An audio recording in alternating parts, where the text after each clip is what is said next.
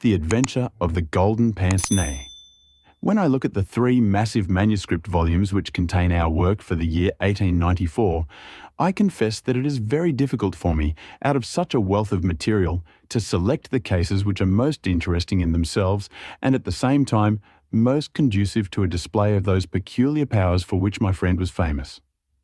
As I turn over the pages, I see my notes upon the repulsive story of the red leech and the terrible death of Crosby the banker. Here also I find an account of the Addleton tragedy and the singular contents of the ancient British barrow. The famous Smith-Mortimer succession case comes also within this period, and so does the tracking and arrest of Huret, the Boulevard assassin. An exploit which won for Holmes an autographed letter of thanks from the French president and the Order of the Legion of Honor. Each of these would furnish a narrative, but on the whole, I am of opinion that none of them unite so many singular points of interest as the episode of Yoxley Old Place, which includes not only the lamentable death of young Willoughby Smith, but also those subsequent developments which threw so curious a light upon the causes of the crime. It was a wild, tempestuous night towards the close of November. Holmes and I sat together in silence all the evening. He engaged with a powerful lens deciphering the remains of the original inscription upon a palimpsest. I deep in a recent treatise upon surgery. Outside the wind howled down Baker Street, while the rain beat fiercely against the windows. It was strange there in the very depths of the town, with 10 miles of man's handiwork on every side of us, to feel the iron grip of nature, and to be conscious that to the huge elemental forces all London was no more than the molehills that dot the fields. I walked to the window and looked out on the deserted street. The occasional lamps gleamed on the expanse of muddy road and shining pavement. A single cab was splashing its way from the Oxford Street end. "Well, Watson, it's as well we have not to turn out tonight," said Holmes, laying aside his lens and rolling up the palimpsest. "I've done enough for one sitting. It is trying work for the eyes. So far as I can make out, it is nothing more exciting than an abbey's account dating from the second half of the 15th century. Halloa, halloa, halloa, what's this?" Amid the droning of the wind, there had come the stamping of a horse's hoofs and the long grind of a wheel as it rasped against the curb. The cab which I had seen had pulled up at our door. "What can he want?" I ejaculated as a man stepped out of it. "Want? He wants us. And we, my poor Watson, want overcoats and cravats and galoshes, and every aid that man ever invented to fight the weather. Wait a bit, though. There's the cab off again. There's hope yet. He'd have kept it if he had wanted us to come. Run down, my dear fellow, and open the door, for all virtuous folk have been long in bed." When the light of the hall lamp fell upon our midnight visitor, I had no difficulty in recognizing him. It was young Stanley Hopkins, a promising detective, in whose career Holmes had several times shown a very practical interest. "Is he in?" he asked eagerly. "Come up, my dear sir," said Holmes's voice from above. "I hope you have no designs upon us on such a night as this." The detective mounted the stairs, and our lamp gleamed upon his shining waterproof. I helped him out of it while Holmes knocked a blaze out of the logs in the grate. "Now, my dear Hopkins, draw up and warm your toes," said he. "Here's a cigar, and the doctor has a prescription containing hot water and a lemon, which is good medicine on a night like this. It must be something important which has brought you out in such a gale." "It is indeed, Mr. Holmes. I've had a bustling afternoon, I promise you. Did you see anything of the Yoxley case in the latest editions?" "I've seen nothing later than the 15th century today." "Well, it was only a paragraph and all wrong at that, so you have not missed anything. I haven't let the grass grow under my feet. It's down in Kent, 7 miles from Chatham and 3 from the railway line. I was wired for at 3:15, reached Yoxley Old Place at 5, conducted my investigation, was back at Charing Cross by the last train and straight to you by cab. Which means, I suppose, that you are not quite clear about your case. It means that I can make neither head nor tail of it, So far as I can see, it is just as tangled a business as ever I handled. And yet, at first, it seemed so simple that one couldn't go wrong. There's no motive, Mr. Holmes. That's what bothers me. I can't put my hand on a motive. Here's a man dead. There's no denying that.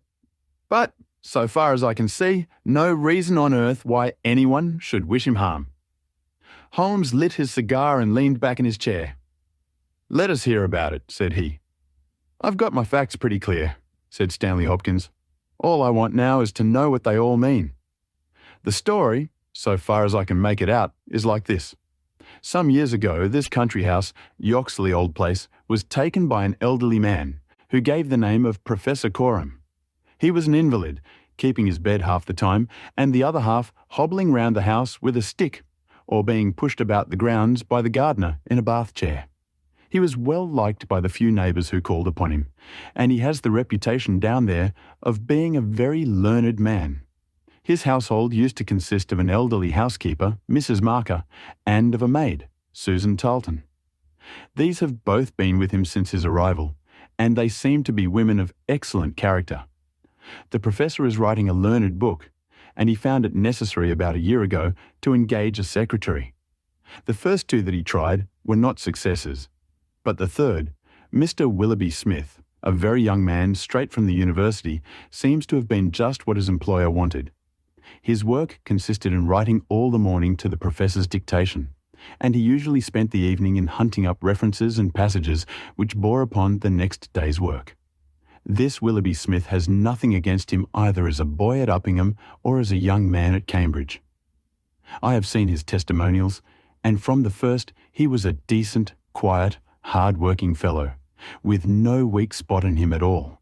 And yet this is the lad who has met his death this morning in the professor's study under circumstances which can point only to murder.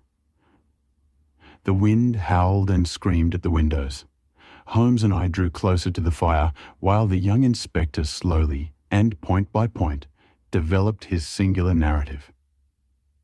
"If you were to search all England," said he, "I don't suppose you could find a household more self-contained or free from outside influences.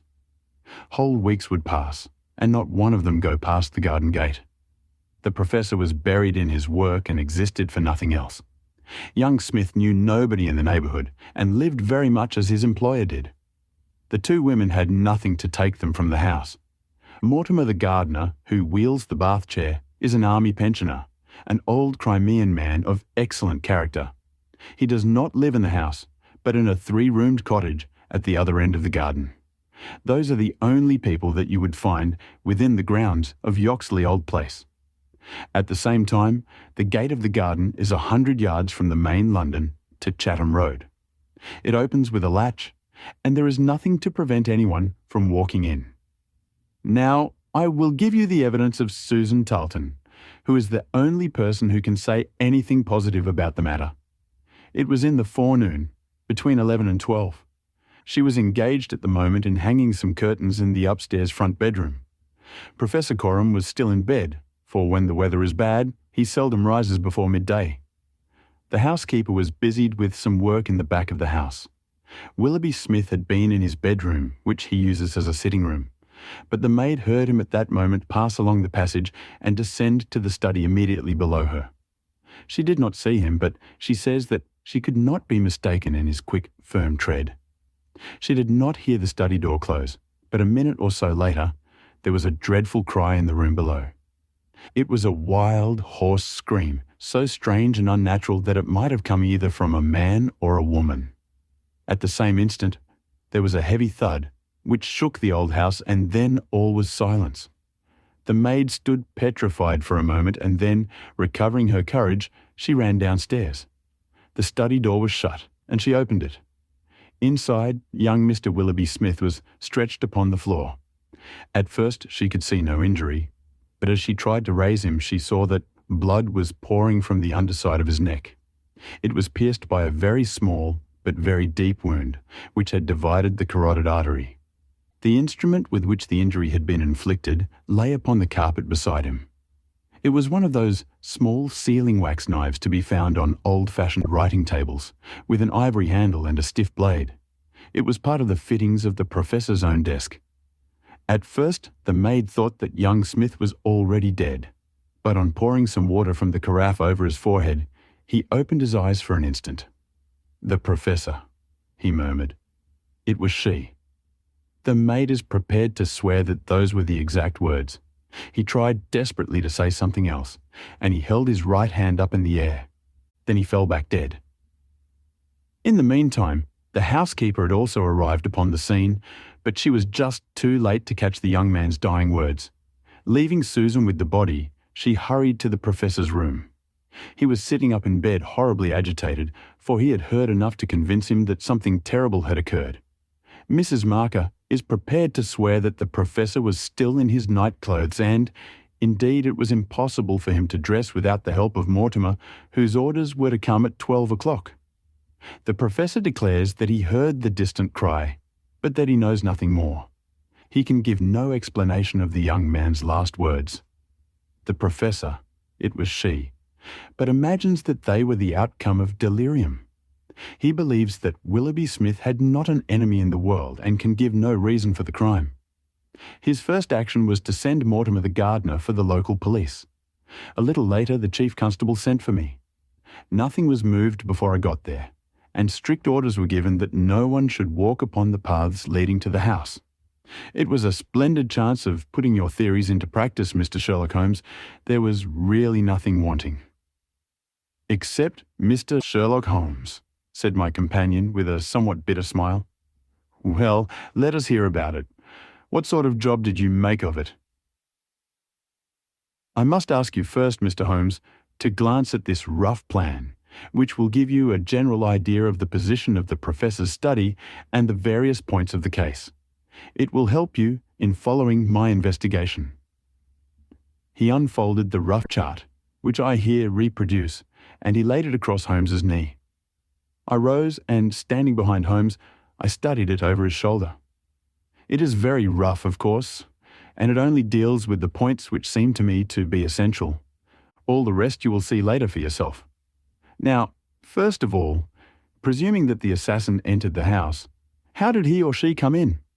Undoubtedly by the garden path and the back door, from which there is direct access to the study. Any other way would have been exceedingly complicated. The escape must have also been made along that line, for of the two other exits from the room, one was blocked by Susan as she ran downstairs, and the other leads straight to the professor's bedroom. I therefore directed my attention at once to the garden path, which was saturated with recent rain and would certainly show any footmarks. My examination showed me that I was dealing with a cautious and expert criminal. No footmarks were to be found on the path. There could be no question, however, that someone had passed along the grass border which lines the path, and that he had done so in order to avoid leaving a track. I could not find anything in the nature of a distinct impression, but the grass was trodden down, and someone had undoubtedly passed. It could only have been the murderer, since neither the gardener nor anyone else had been there that morning, and the rain had only begun during the night. "One moment," said Holmes. "Where does this path lead to?" "To the road." "How long is it?" 100 yards or so. At the point where the path passes through the gate, you could surely pick up the tracks. Unfortunately, the path was tiled at that point. Well, on the road itself? No, it was all trodden into mire. Tut, tut. Well then, these tracks upon the grass, were they coming or going? It was impossible to say. There was never any outline. A large foot or a small? You could not distinguish. Holmes gave an ejaculation of impatience. "It has been pouring rain and blowing a hurricane ever since," said he. "It will be harder to read now than that palimpsest. Well, well, it can't be helped. What did you do, Hopkins, after you had made certain that you had made certain of nothing?" "I think I made certain of a good deal, Mr. Holmes. I knew that someone had entered the house cautiously from without. I next examined the corridor. It is lined with coconut matting and had taken no impression of any kind. This brought me into the study itself. It is a scantily furnished room. The main article is a large writing table with a fixed bureau. This bureau consists of a double column of drawers with a central small cupboard between them. The drawers were open, the cupboard locked. The drawers, it seems, were always open, and nothing of value was kept in them. There were some papers of importance in the cupboard, but there were no signs that this had been tampered with, and the professor assures me that nothing was missing. It is certain that no robbery has been committed. I come now to the body of the young man. It was found near the bureau, and just to the left of it, as marked upon that chart. The stab was on the right side of the neck and from behind forwards, so that it is almost impossible that it could have been self-inflicted. Unless he fell upon the knife, said Holmes. Exactly. The idea crossed my mind. But we found the knife some feet away from the body, so that seems impossible. Then, of course, there are the man's own dying words. And finally, there was this very important piece of evidence which was found clasped in the dead man's right hand. From his pocket, Stanley Hopkins drew a small paper packet. He unfolded it and disclosed a golden pince-nez with 2 broken ends of black silk cord dangling from the end of it. Willoughby Smith had excellent sight, he added. There can be no question that this was snatched from the face or the person of the assassin. Sherlock Holmes took the glasses into his hand and examined them with the utmost attention and interest. He held them on his nose, endeavoured to read through them, went to the window and stared up the street with them, looked at them most minutely in the full light of the lamp, and finally, with a chuckle, seated himself at the table and wrote a few lines upon a sheet of paper, which he tossed across to Stanley Hopkins. "That's the best I can do for you," said he. "It may prove to be of some use." The astonished detective read the note aloud. It ran as follows. Wanted a woman of good address, attired like a lady. She has a remarkably thick nose, with eyes which are set close upon either side of it. She has a puckered forehead, a peering expression, and probably rounded shoulders. There are indications that she has had recourse to an optician at least twice during the last few months. As her glasses are of remarkable strength and as opticians are not very numerous, there should be no difficulty in tracing her. Holmes smiled at the astonishment of Hopkins, which must have been reflected upon my features.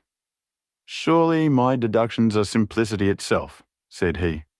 "It would be difficult to name any articles which afford a finer field for inference than a pair of glasses, especially so remarkable a pair as these. That they belong to a woman I infer from their delicacy and also, of course, from the last words of the dying man. As to her being a person of refinement and well-dressed, they are, as you perceive, handsomely mounted in solid gold, and it is inconceivable that anyone who wore such glasses could be slatternly in other respects.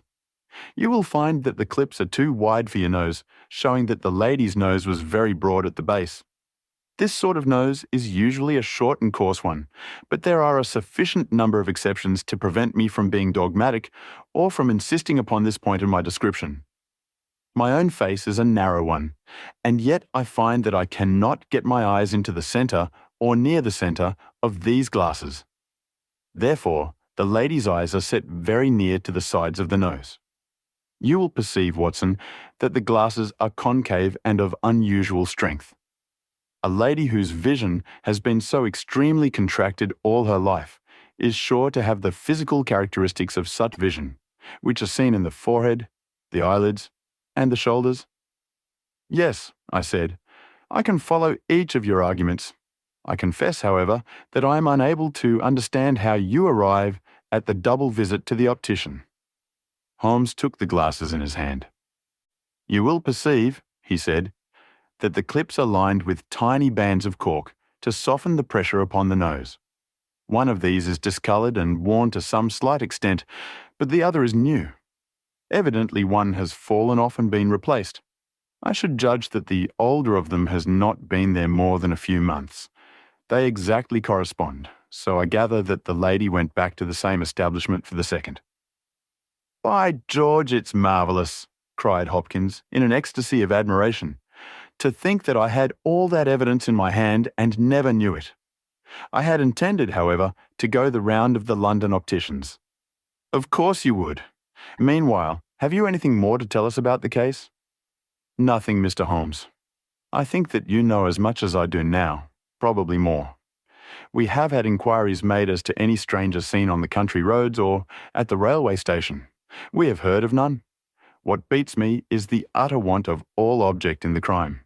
Not a ghost of a motive can anyone suggest. Ah, there I am not in a position to help you. But I suppose you want us to come out tomorrow? If it is not asking too much, Mr. Holmes, there's a train from Charing Cross to Chatham at 6 in the morning, and we should be at Yoxley Old Place between 8 and 9. Then we shall take it. Your case has certainly some features of great interest, and I shall be delighted to look into it.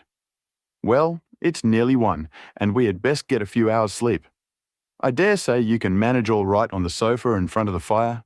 I'll light my spirit lamp and give you a cup of coffee before we start. The gale had blown itself out next day, but it was a bitter morning when we started upon our journey. We saw the cold winter sun rise over the dreary marshes of the Thames and the long sullen reaches of the river, which I shall ever associate with our pursuit of the Andaman Islander in the earlier days of our career. After a long and weary journey, we alighted at a small station some miles from Chatham. While a horse was being put into a trap at the local inn, we snatched a hurried breakfast, and so we were all ready for business when we at last arrived at Yoxley Old Place. A constable met us at the garden gate. "Well, Wilson, any news?" "No, sir, nothing." "No reports of any stranger seen?" "No, sir. Down at the station they are certain that no stranger either came or went yesterday." "Have you had inquiries made at inns and lodgings?" "Yes, sir. There is no one that we cannot account for." "Well, it's only a reasonable walk to Chatham. Anyone might stay there or take a train without being observed. This is the garden path of which I spoke, Mr. Holmes. I'll pledge my word, there was no mark on it yesterday." "On which side were the marks on the grass?" "This side, sir. This narrow margin of grass between the path and the flower bed. I can't see the traces now, but they were clear to me then." Yes, someone has passed along," said Holmes, stooping over the grass border. "Our lady must have picked her steps carefully, must she not, since on the one side she would leave a track on the path, and on the other an even clearer one on the soft bed?" "Yes, sir. She must have been a cool hand." I saw an intent look pass over Holmes's face. "You say that she must have come back this way?" "Yes, sir. There is no other." "On this strip of grass?" "Certainly, Mr. Holmes." It was a very remarkable performance. Very remarkable." "Well, I think we have exhausted the path. Let us go farther. This garden door is usually kept open, I suppose. Then this visitor had nothing to do but to walk in. The idea of murder was not in her mind, or she would have provided herself with some sort of weapon, instead of having to pick this knife off the writing table. She advanced along this corridor, leaving no traces upon the coconut matting. Then she found herself in this study. How long was she there? We have no means of judging." "Not more than a few minutes, sir. I forgot to tell you that Mrs. Marker, the housekeeper, had been in there tidying not very long before. About a quarter of an hour, she says." "Well, that gives us a limit. Our lady enters this room, and what does she do? She goes over to the writing table. What for? Not for anything in the drawers. If there had been anything worth her taking, it would surely have been locked up. No, it was for something in that wooden bureau. Hello! What is that scratch upon the face of it? Just hold a match, Watson. Why did you not tell me of this, Hopkins?" The mark which he was examining began upon the brass work on the right-hand side of the keyhole and extended for about 4 inches, where it had scratched the varnish from the surface. "I noticed it, Mr. Holmes, but you'll always find scratches round a keyhole. This is recent, quite recent. See how the brass shines where it is cut? An old scratch would be the same colour as the surface. Look at it through my lens. There's the varnish too, like earth on each side of a furrow. Is Mrs. Marker there?" A sad-faced elderly woman came into the room. "Did you dust this bureau yesterday morning?" "Yes, sir." "Did you notice this scratch?" "No, sir, I did not." "I am sure you did not, for a duster would have swept away these shreds of varnish. Who has the key of this bureau?" The professor keeps it on his watch chain. Is it a simple key? No, sir. It is a Chubb's key. Very good. Mrs. Marker, you can go. Now we are making a little progress. Our lady enters the room, advances to the bureau, and either opens it or tries to do so. While she is thus engaged, young Willoughby Smith enters the room. In her hurry to withdraw the key, she makes this scratch upon the door. He seizes her, and she, snatching up the nearest object, which happens to be this knife, strikes at him in order to make him let go his hold. The blow is a fatal one. He falls, and she escapes, either with or without the object for which she has come. Is Susan the maid there? Could anyone have got away through that door after the time that you heard the cry, Susan? No, sir, it is impossible. Before I got down the stair, I'd have seen anyone in the passage. Besides, the door never opened, for I would have heard it. That settles this exit. Then, no doubt, the lady went out the way she came. I understand that this other passage leads only to the professor's room. There is no exit that way? No, sir. We shall go down it and make the acquaintance of the professor. Hello, Hopkins. This is very important. Very important indeed. The professor's corridor is also lined with coconut matting. Well, sir, what of that? Don't you see any bearing upon the case? Well, I don't insist upon it. No doubt I am wrong. And yet it seems to me to be suggestive. Come with me and introduce me. We passed down the passage, which was of the same length as that which led to the garden. At the end was a short flight of steps ending in a door. Our guide knocked and then ushered us into the professor's bedroom. It was a very large chamber, lined with innumerable volumes, which had overflowed from the shelves and lay in piles in the corners, or were stacked all round at the base of the cases. The bed was in the centre of the room, and in it, propped up with pillows, was the owner of the house. I have seldom seen a more remarkable-looking person. It was a gaunt, aquiline face which was turned towards us, with piercing dark eyes, which lurked in deep hollows under overhung and tufted brows. His hair and beard were white, save that the latter was curiously stained with yellow around his mouth. A cigarette glowed amid the tangle of white hair, and the air of the room was fetid with stale tobacco smoke. As he held out his hand to Holmes, I perceived that it also was stained yellow with nicotine. "A smoker, Mr. Holmes?" said he, speaking well-chosen English with a curious little mincing accent. "Pray take a cigarette. And you, sir? I can recommend them, for I have them especially prepared by Ionides of Alexandria. He sends me 1,000 at a time, and I grieve to say that I have to arrange for a fresh supply every fortnight. Bad, sir, very bad. But an old man has few pleasures. Tobacco and my work, that is all that is left to me." Holmes had lit a cigarette, and was shooting little darting glances all above the room. "Tobacco and my work, but now only tobacco," the old man exclaimed. "Alas, what a fatal interruption! Who could have foreseen such a terrible catastrophe? So estimable a young man! I assure you that after a few months' training he was an admirable assistant. What do you think of the matter, Mr. Holmes?" "I have not yet made up my mind." "I shall indeed be indebted to you if you can throw a light where all is so dark to us. To a poor bookworm and invalid like myself, such a blow is paralyzing. I seem to have lost the faculty of thought.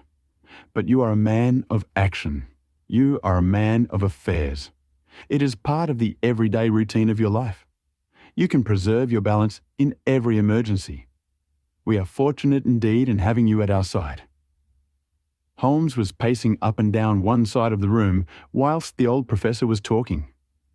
I observed that he was smoking with extraordinary rapidity. It was evident that he shared our host's liking for the fresh Alexandrian cigarettes. "Yes, sir, it is a crushing blow," said the old man. "That is my magnum opus, the pile of papers on the side table yonder. It is my analysis of the documents found in the Coptic monasteries of Syria and Egypt. A work which will cut deep at the very foundations of revealed religion. With my enfeebled health, I do not know whether I shall ever be able to complete it now that my assistant has been taken from me. Dear me, Mr. Holmes, why, You are even a quicker smoker than I am myself." Holmes smiled.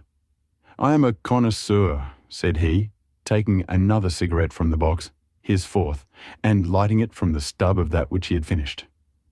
"I will not trouble you with any lengthy cross-examination, Professor Coram, since I gather that you were in bed at the time of the crime and could know nothing about it. I would only ask this. What do you imagine that this poor fellow meant by his last words? The Professor? It was she?" The Professor shook his head. "Susan is a country girl," said he, "and you know the incredible stupidity of that class. I fancy that the poor fellow murmured some incoherent delirious words, and that she twisted them into this meaningless message." "I see. You have no explanation yourself of the tragedy?"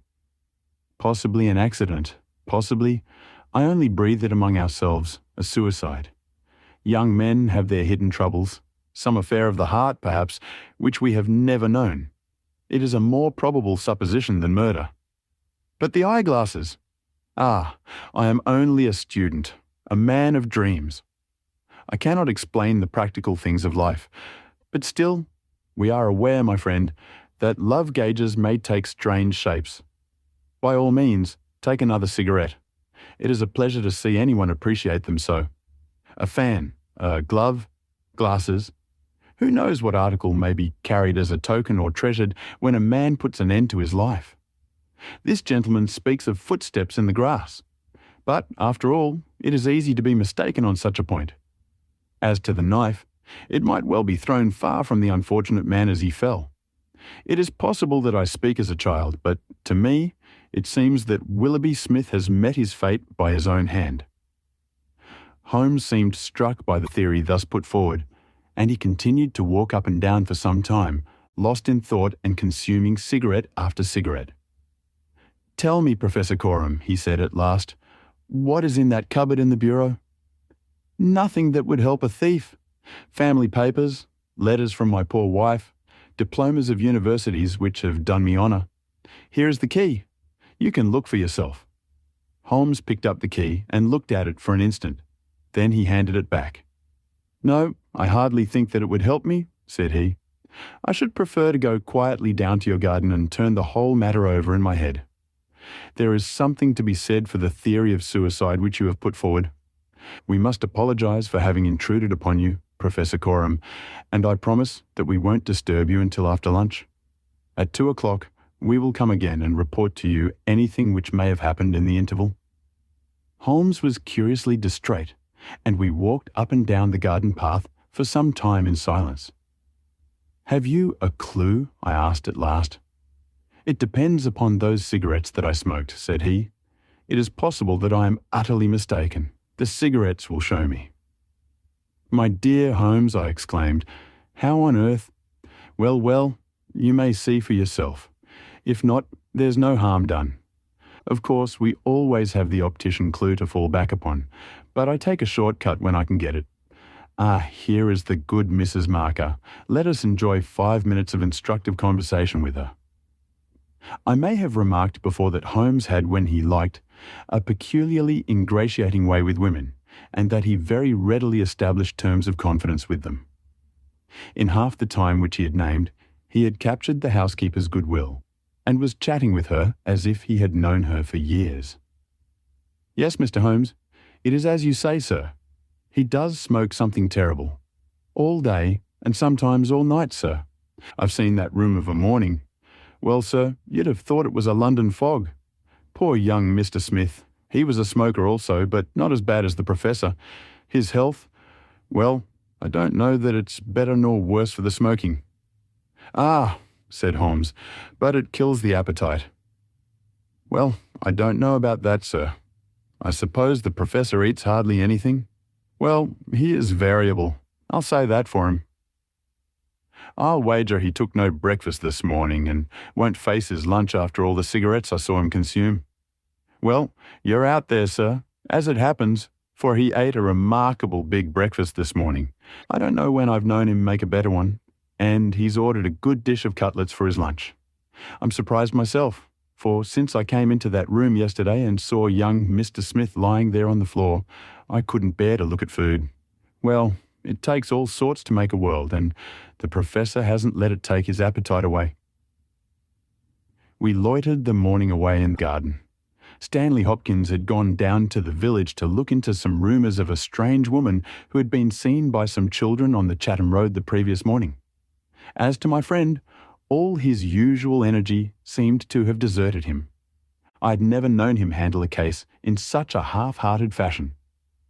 Even the news brought back by Hopkins that he had found the children and that they had undoubtedly seen a woman exactly corresponding with Holmes's description and wearing either spectacles or eyeglasses failed to rouse any sign of keen interest. He was more attentive when Susan, who waited upon us at lunch, volunteered the information that she believed Mr. Smith had been out for a walk yesterday morning and that he had only returned half an hour before the tragedy occurred. I could not myself see the bearing of this incident, but I clearly perceived that Holmes was weaving it into the general scheme which he had formed in his brain. Suddenly he sprang from his chair and glanced at his watch. 2 o'clock, gentlemen, said he. We must go up and have it out with our friend the Professor. The old man had just finished his lunch, and certainly his empty dish bore evidence to the good appetite with which his housekeeper had credited him. He was indeed a weird figure, as he turned his white mane and his glowing eyes towards us. The eternal cigarette smouldered in his mouth. He had been dressed and was seated in an armchair by the fire. Well, Mr. Holmes, have you solved this mystery yet? He shoved the large tin of cigarettes which stood on a table beside him towards my companion. Holmes stretched out his hand at the same moment, and between them they tipped the box over the edge. For a minute or two we were all on our knees retrieving stray cigarettes from impossible places. When we rose again, I observed that Holmes's eyes were shining and his cheeks tinged with colour. Only at a crisis have I seen those battle signals flying. Yes, said he, I have solved it. Stanley Hopkins and I stared in amazement. Something like a sneer quivered over the gaunt features of the old Professor. Indeed, in the garden. No, here. Here, when? This instant. You are surely joking, Mr. Sherlock Holmes. You compel me to tell you that this is too serious a matter to be treated in such a fashion. I have forged and tested every link of my chain, Professor Coram, and I am sure that it is sound. What your motives are or what exact part you play in this strange business I am not yet able to say. In a few minutes I shall probably hear it from your own lips. Meanwhile, I will reconstruct what has passed for your benefit so that you may know the information which I still require. A lady yesterday entered your study. She came with the intention of possessing herself of certain documents which were in your bureau. She had a key of her own. I have had an opportunity of examining yours, and I do not find that slight discoloration which the scratch made upon the varnish would have produced. You were not an accessory, therefore, and she came, so far as I can read the evidence, without your knowledge to rob you. The Professor blew a cloud from his lips. This is most interesting and instructive, said he. Have you no more to add? Surely, having traced this lady so far, you can also say what has become of her. I will endeavour to do so. In the first place, she was seized by your secretary and stabbed him in order to escape. This catastrophe I am inclined to regard as an unhappy accident, for I am convinced that the lady had no intention of inflicting so grievous an injury. An assassin does not come unarmed. Horrified by what she had done, she rushed wildly away from the scene of the tragedy. Unfortunately for her, she had lost her glasses in the scuffle, and as she was extremely short-sighted, she was really helpless without them. She ran down a corridor, which she imagined to be that by which she had come. Both were lined with coconut matting, and it was only when it was too late that she understood that she had taken the wrong passage and that her retreat was cut off behind her. What was she to do?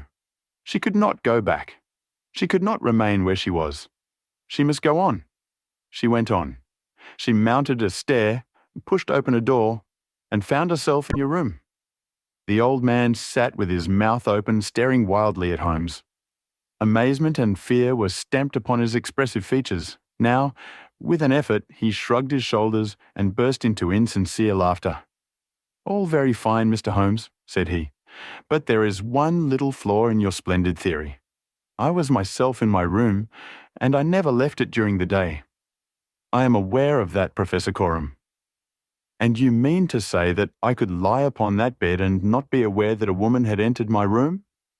I never said so. You were aware of it. You spoke with her. You recognized her. You aided her to escape. Again, the professor burst into high-keyed laughter. He had risen to his feet, and his eyes glowed like embers.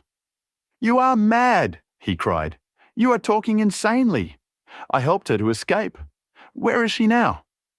"She is there," said Holmes, and he pointed to a high bookcase in the corner of the room. I saw the old man throw up his arms. A terrible convulsion passed over his grim face, and he fell back in his chair. At the same instant, the bookcase at which Holmes pointed swung round upon a hinge, and a woman rushed out into the room. "You are right," she cried in a strange foreign voice. "You are right. I am here." She was brown with the dust and draped with the cobwebs which had come from the walls of her hiding place. Her face, too, was streaked with grime, and at the best she could never have been handsome, for she had the exact physical characteristics which Holmes had divined, with, in addition, a long and obstinate chin. What with her natural blindness, and what with the change from dark to light, she stood as one dazed, blinking about her to see where and who we were. And yet, in spite of all these disadvantages, there was a certain nobility in the woman's bearing, a gallantry in the defiant chin and in the upraised head, which compelled something of respect and admiration. Stanley Hopkins had laid his hand upon her arm and claimed her as his prisoner, but she waved him aside gently, and yet with an overmastering dignity which compelled obedience. The old man lay back in his chair with a twitching face and stared at her with brooding eyes. "Yes, sir, I am your prisoner," she said. "From where I stood I could hear everything, and I know that you have learned the truth. I confess it all. It was I who killed the young man. But you are right, you who say it was an accident. I did not even know that it was a knife which I held in my hand, for in my despair I snatched anything from the table and struck at him to make him let me go. It is the truth that I tell." "Madam," said Holmes, "I'm sure that it is the truth. I fear that you are far from well." She had turned a dreadful colour, the more ghastly under the dark dust streaks upon her face. She seated herself on the side of the bed. Then she resumed. "I have only a little time here," she said, "but I would have you to know the whole truth. I am this man's wife. He is not an Englishman. He is a Russian. His name I will not tell." For the first time the old man stirred. "God bless you, Anna," he cried. "God bless you." She cast a look of the deepest disdain in his direction. "Why should you cling so hard to that wretched life of yours, Sergius?" said she. "It has done harm to many and good to none, not even to yourself. However, it is not for me to cause the frail thread to be snapped before God's time. I have enough already upon my soul since I crossed the threshold of this cursed house. But I must speak, or I shall be too late. I have said, gentlemen, that I am this man's wife. He was 50 and I a foolish girl of 20 when we married. It was in a city of Russia, a university. I will not name the place." "God bless you, Anna," murmured the old man again. "We were reformers, revolutionists, nihilists, you understand. He and I, and many more. Then there came a time of trouble. A police officer was killed. Many were arrested. Evidence was wanted, and in order to save his own life and to earn a great reward, my husband betrayed his own wife and his companions. Yes, we were all arrested upon his confession. Some of us found our way to the gallows, and some to Siberia. I was among these last, but my term was not for life. My husband came to England with his ill-gotten gains, and has lived in quiet ever since, knowing well that if the Brotherhood knew where he was, not a week would pass before justice would be done."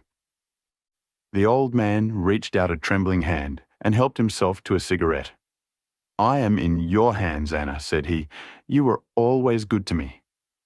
"I have not yet told you the height of his villainy," said she. "Among our comrades of the order there was one who was the friend of my heart. He was noble, unselfish, loving, all that my husband was not. He hated violence. We were all guilty, if that is guilt, but he was not. He wrote forever dissuading us from such a course. These letters would have saved him. So would my diary, in which from day to day I had entered both my feelings towards him and the view which each of us had taken. My husband found and kept both diary and letters. He hid them, and he tried hard to swear away the young man's life. In this he failed, but Alexis was sent a convict to Siberia, where now, at this moment, he works in a salt mine. Think of that, you villain, you villain! Now, at this very moment, Alexis, a man whose name you are not worthy to speak works and lives like a slave. And yet I have your life in my hands, and I let you go. You were always a noble woman, Anna, said the old man, puffing at his cigarette. She had risen, but she fell back again with a little cry of pain. I must finish, she said. When my term was over, I set myself to get the diary and letters which, if sent to the Russian government, would procure my friend's release. I knew that my husband had come to England. After months of searching, I discovered where he was. I knew that he still had the diary, for when I was in Siberia, I had a letter from him once, reproaching me, and quoting some passages from its pages. Yet I was sure that, with his revengeful nature, he would never give it to me of his own free will. I must get it for myself.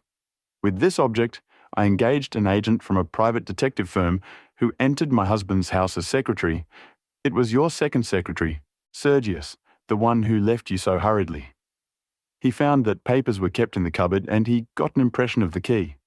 He would not go farther. He furnished me with a plan of the house, and he told me that in the forenoon the study was always empty, as the secretary was employed up here. So at last I took my courage in both hands, and I came down to get the papers for myself. I succeeded, but at what a cost! I had just taken the papers and was locking the cupboard when the young man seized me. I had seen him already that morning. He had met me in the road, and I had asked him to tell me where Professor Coram lived, not knowing that he was in his employ. Exactly, said Holmes. The secretary came back and told his employer of the woman he had met.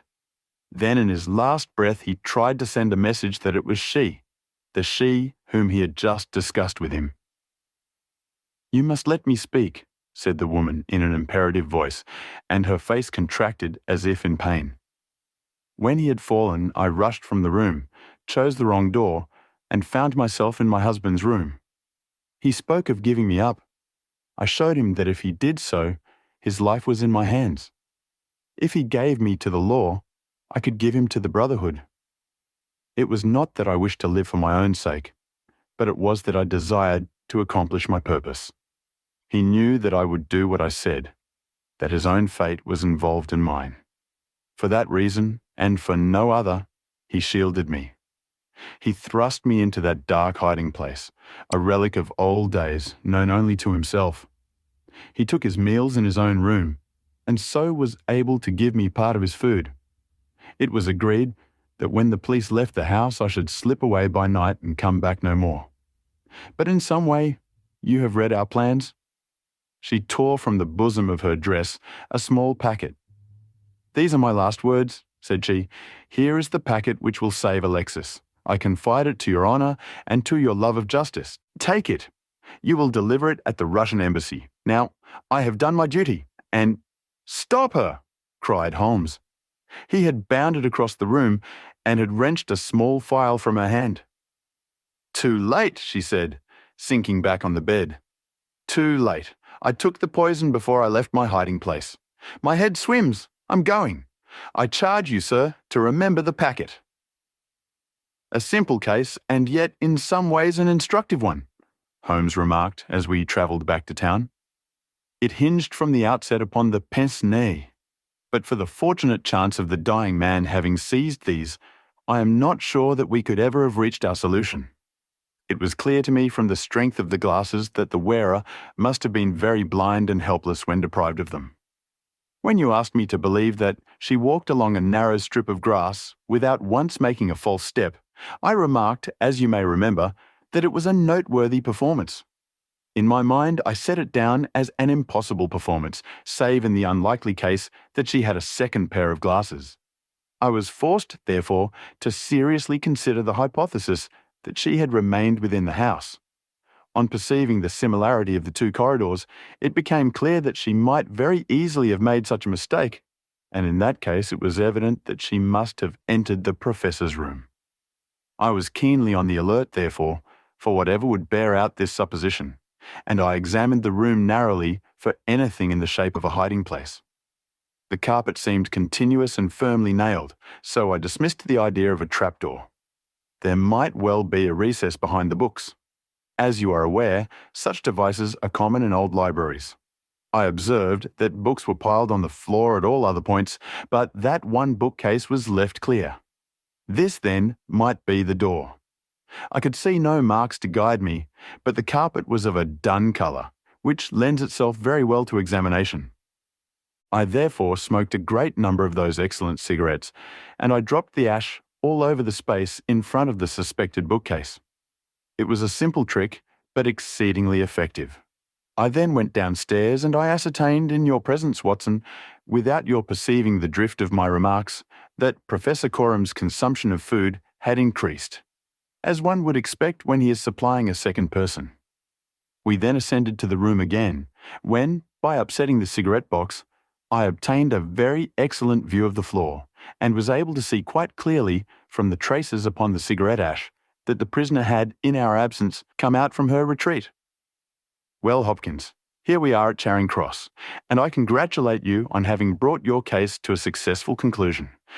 You are going to headquarters, no doubt. I think, Watson, you and I will drive together to the Russian embassy.